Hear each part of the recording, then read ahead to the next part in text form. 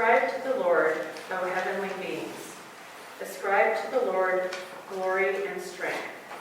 Ascribe to the Lord the glory of his name. Worship the Lord in holy splendor. The voice of the Lord is over the waters. The God of glory thunders. The Lord over mighty waters. The voice of the Lord is powerful. The voice of the Lord is full of majesty. The voice of the Lord breaks the cedars. The Lord breaks the cedars of Lebanon. He makes Lebanon skip like a calf, and Syrian like a wild ox. The voice of the Lord flashes forth flames of fire. The voice of the Lord shakes the wilderness. The Lord shakes the wilderness of Kadesh. The voice of the Lord causes oaks to whirl and strips of forest bare. And in his temple all say, glory. The Lord sits enthroned over the flood. The Lord sits enthroned as king forever. May the Lord give strength to his people. May the Lord bless his people with peace.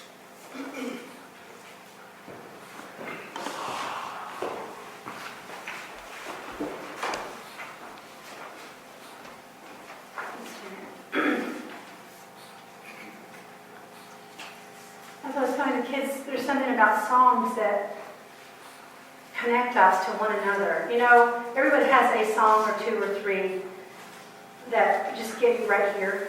You know, those songs. It might be a religious song, a hymn from your childhood. It might be a popular song. It might be an oldie but a goodie, or a new song, but something that when you hear it, it just gets to your heart. Anytime you hear it, anytime that you hear that song, you remember the same moments, or you cry, or you laugh, or whatever sort of emotional reaction you have. And all you need to hear sometimes is the first couple of notes. You know what I mean? That sort of song. And it just gets you. That's what music does for us, and it's why it's such an important part of our worship. It's why there's a score for every movie, and now a lot of plays have scores behind them too on the Broadway stage. There's not just musicals, just any kind of straight play. There's all kinds of ways to incorporate music into the way we feel and think, and it's why we're so grateful to have a fantastic choir like we have here, because that part of our worship is what fills our souls. It fills our souls like nothing else we do can or will. Because songs in some ways are our lifeblood. They're what keep us going. And so for the next few weeks, we're going to remember that, how important songs are to us as we read and talk about the Psalms, P-S-A-L-M-S, because they're all songs. They're written to be sung. Now, we don't have the music behind them anymore, at least not in most cases, but that's what they were written to do, is to be songs. There's basically a hymnal in the middle of our Bible. It's basically what it is. It's songs to sing, and they were sung at the time they were written, even though sometimes we don't sing them anymore. We actually don't focus on them very much anymore, which is kind of a shame, because they're meant to grab you in the heart. They're meant to just make you feel a certain way, just like that particular song does for you. So this one, Psalm 29, is a song with a strong message, because it shares with us this image of God's voice, which is quite interesting, because it's not a sweet little lullaby voice that Janet just read for us. It's not actually very pleasant at all, because it describes God's voice as like thunder and like mighty waters, a voice that can break trees in half and shake the wilderness to its core. It's a voice that will strip a forest bare, wiping out every tree in its path. It's a voice that unleashes fire. That voice is a wow voice, and not necessarily in a good way. It's a voice that sounds pretty darn destructive. Is that the kind of voice that you want to hear when you have God calling to you? I don't think it's the one I want to hear.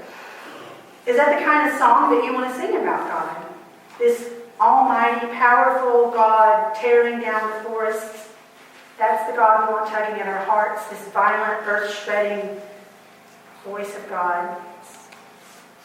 Well, maybe it is. I've told you this story before, but I want you to hear it again because it gets really at the heart of what it means to hear God's voice in a different kind of way, and then find your own song to sing through that perhaps violent voice. That sentence that struck me in the psalm that I just couldn't let go of this week, in fact, it ended up rewriting my sermon because this particular line kept jumping out at me. The Lord's voice unleashes fiery flames. God unleashing fire in the world. It was this cold and freezing rain, kind of snowy Christmas Eve in 1989, 6 days before my wedding on Christmas Eve. I was getting married on the 30th of December. And the church where Todd and I were new members, and where our wedding was to be held, was changed forever on this freezing rain, snowy Christmas Eve, because this fire broke out next door to the church, and the church ended up having to cancel services because of this big, giant fire. I looked up, it became a national news story because it was such a devastating fire on Christmas Eve, and so you can Google those things now. And I looked that up a few days ago and found this article that really tells the story better than I can.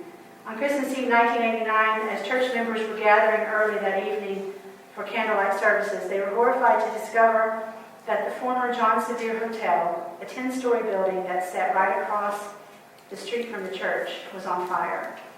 The city's tallest building was no longer a hotel, but had been converted into apartments for nearly 150 elderly and disabled residents. The church immediately canceled its services and became the hub of operations, including the gathering and disseminating of information about missing residents, as hundreds of firefighters and paramedics converged on the scene. Before the bitterly cold night was over, the church also became a triage center and a temporary morgue, with 16 residents losing their lives that night. Needless to say, it was a sobering Christmas Eve, but one long-term effect of the congregation was to make it more attentive to its downtown neighbors. Sometimes the beauty of the world grabs your attention, and other times tragedy does. Many members confess to having previously paid scant attention to the folks who lived right across the street from our place of gathering. Even though the former hotel was at one point the pride of Johnson City, when it was repaired and reopened after the fire, it operated as an apartment complex exclusively for low-income and disabled residents. And so the church began to examine ways it might be a better neighbor to those long-neglected folks across the street. The Lord's voice unleashes fiery flames. It just resonates in my mind related to this story. And it gave this congregation this new song to sing into being, a new sense of purpose that they would never have gotten to without the fire next door. After the fire, the church began to serve a Saturday morning breakfast for the needy. Anyone who wanted it could come into the church basement and have this breakfast, and it was a full-on Southern breakfast. All our Sunday school classes took turns hosting in the days when I was there. It became a big deal. The ways we moved into ministry became different at that church after the fire. We were only there maybe 4 more years after that, but the church has been transformed, as I'll tell you about. God's voice unleashes fiery flames. What those flames did to transform that church is nothing short of a miracle, but not without people hearing God's voice in the fire, not without the song being sung through the fire.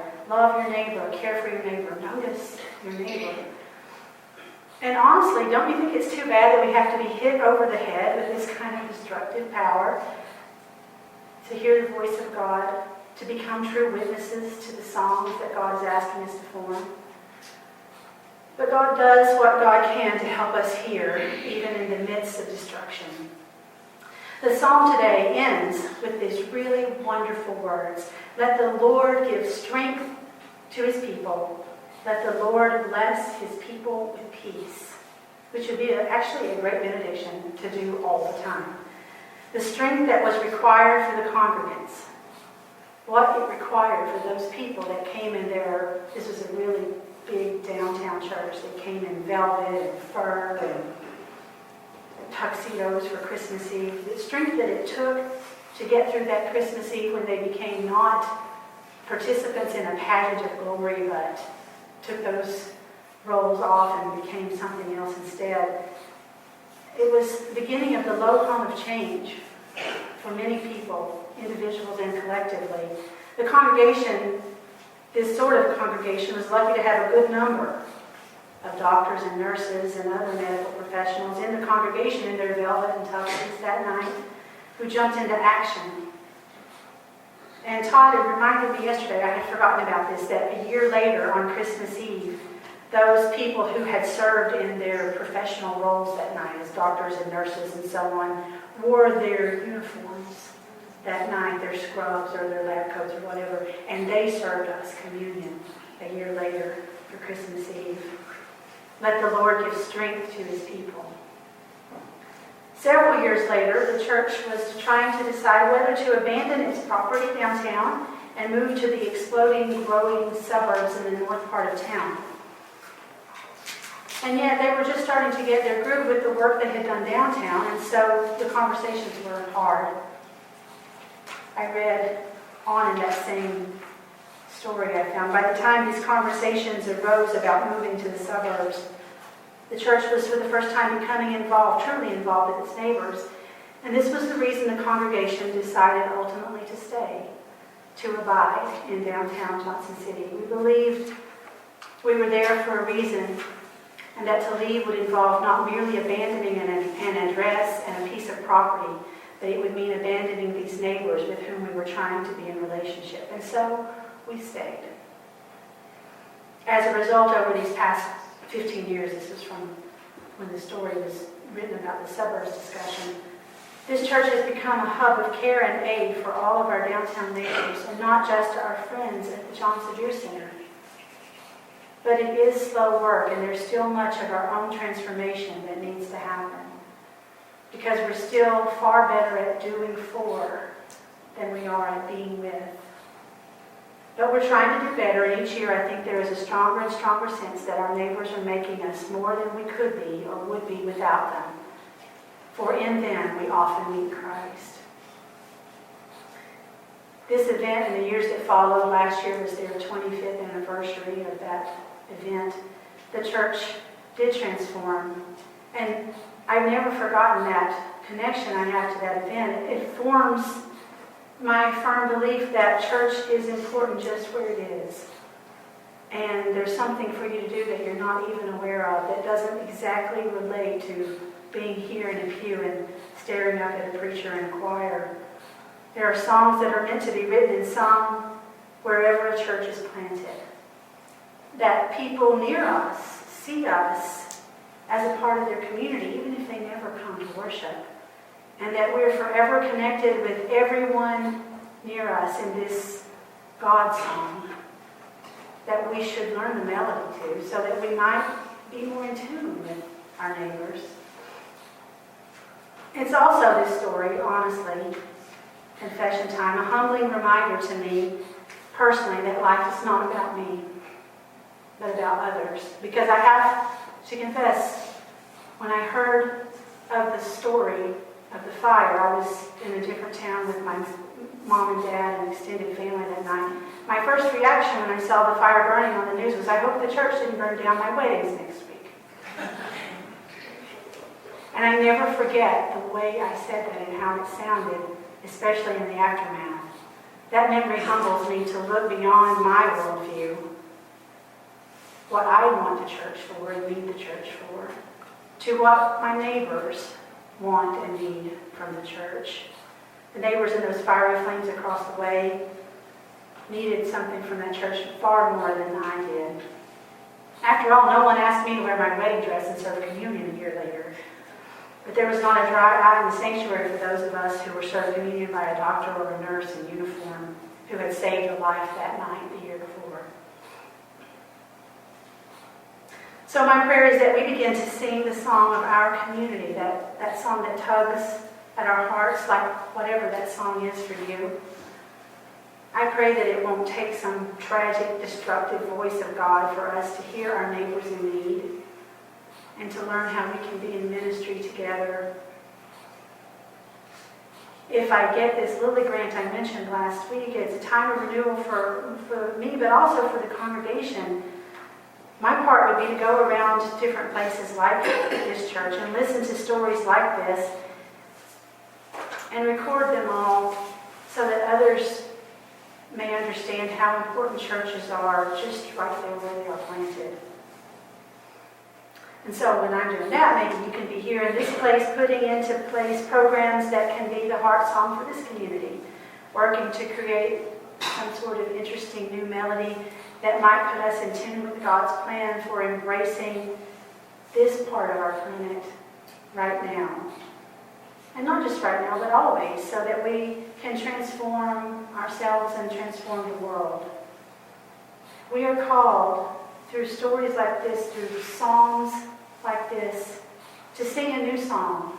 We're called to let songs be sung from our hearts and souls to one another. We're called on this day to hear the words of the psalmist and to hear the stories of devastation and remember that we can be a new song, bringing new life into a new thing. Because in our music, in our song, God is glorified. Amen.